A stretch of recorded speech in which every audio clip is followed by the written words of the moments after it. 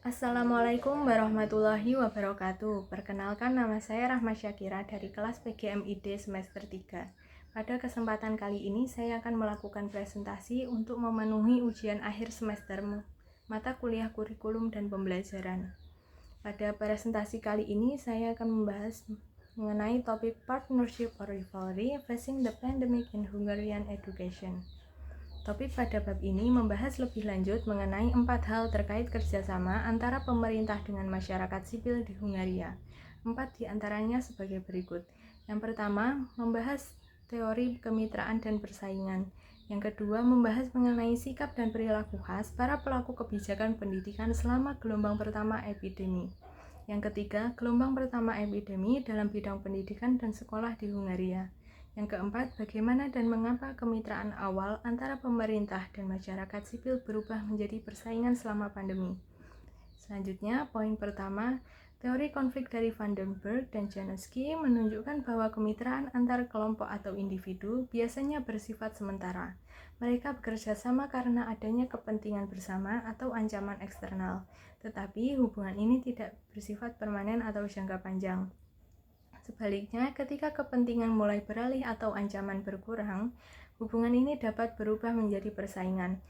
Hal ini menegaskan bahwa kerjasama antar mitra hanya berlangsung untuk jangka waktu tertentu. Namun, seiring berjalannya waktu, perbedaan tujuan, sumber daya, atau nilai di antara kelompok-kelompok tersebut dapat memicu adanya kompetisi. Teori ini membahas lebih lanjut tentang bagaimana hubungan kemitraan berkembang dalam konteks sosial maupun politik. Hal ini menyoroti bahwa stabilitas hubungan tergantung pada faktor eksternal maupun faktor internal yang mempengaruhi. Selanjutnya yang kedua, sikap dan perilaku khas para pelaku kebijakan pendidikan selama gelombang pertama epidemi. Pada masa awal ancaman pandemi, pemerintah menunjukkan adanya tanda-tanda ketidakstabilan atau keraguan. Hal ini tercermin dalam pengambilan langkah-langkah yang saling bertentangan. Timbulnya respon yang tidak terkoordinasi ini mencerminkan adanya tekanan yang dihadapi oleh pemerintah dalam merespon permasalahan yang kompleks dan tidak terduga. Seiring berjalannya waktu, pemerintah Hungaria mencoba untuk mengelola persepsi atau pandangan publik dengan menyembunyikan dan minimalisir ketidakpastian yang terjadi pada tahap awal pandemi.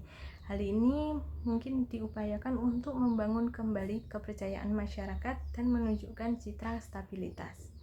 Yang ketiga, gelombang pertama epidemi dalam bidang pendidikan dan sekolah di Hungaria. Mulai 12 Maret, karena adanya resiko penularan, pemerintah memerintahkan agar akses ke sekolah-sekolah tidak diperbolehkan, kecuali dengan izin terpisah saja. Kegiatan apapun selain pendidikan tidak boleh diselenggarakan di gedung sekolah. Pemerintah Hungaria memutuskan untuk menutup sekolah secara nasional sebagai langkah mitigasi atau pencegahan terhadap penyebaran virus. Kebijakan ini diambil secara cepat, akan tetapi kurang disertai dengan panduan yang jelas, sehingga menyebabkan timbulnya kebingungan di kalangan tenaga pengajar, siswa, dan orang tua. Yang kedua, pemerintah Hungaria juga mengambil langkah yakni adanya kebijakan sistem pembelajaran yang semula dilakukan secara tatap muka berubah menjadi sistem pembelajaran yang dilakukan secara daring. Namun, banyak sekolah yang tidak siap menghadapi transisi kebijakan ini. Ketimpangan digital menjadi isu utama yang dialami. Terlebih lagi dengan adanya siswa dari latar belakang ekonomi lemah, sehingga kesulitan mengakses perangkat dan koneksi internet yang memadai. Selanjutnya, bagaimana dan mengapa kemitraan antara pemerintah dengan warga sipil berubah menjadi persaingan. Yang pertama, hal ini dipengaruhi karena adanya ketidakstabilan dan kurangnya transparansi pemerintah.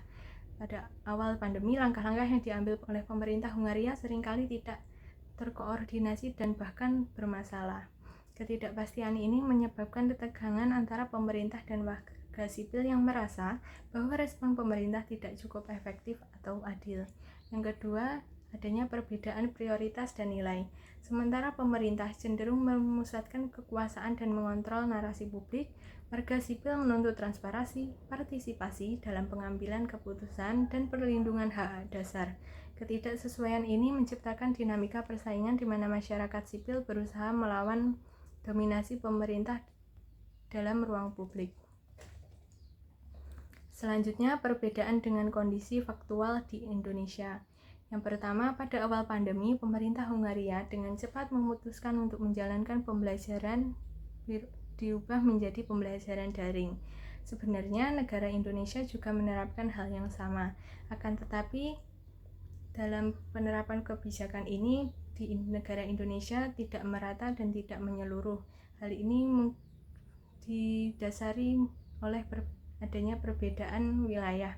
Wilayah Hungaria sendiri jangkauannya lebih kecil dibanding negara Indonesia, sehingga penerapannya lebih stabil. Yang kedua, pemerintah Hungaria mengerahkan anggota militer untuk menjaga dan mengawasi kebijakan pembelajaran terbatas, terutama di lingkup universitas. Sementara di Indonesia tidak ada penjagaan khusus oleh militer di seluruh universitas. Yang terakhir, argumen kritis terkait topik.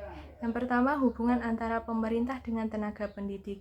Ketegangan muncul karena pemerintah seringkali menggunakan pendidikan sebagai alat politik, misalnya dengan menekankan kebebasan akademik dan melibatkan aktor pendidikan dalam konflik ideologis.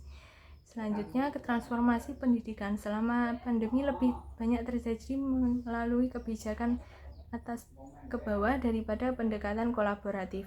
Hal ini melemahkan kepercayaan antara pemangku kebijakan, menciptakan persaingan yang tidak sehat antara pemerintah dan masyarakat.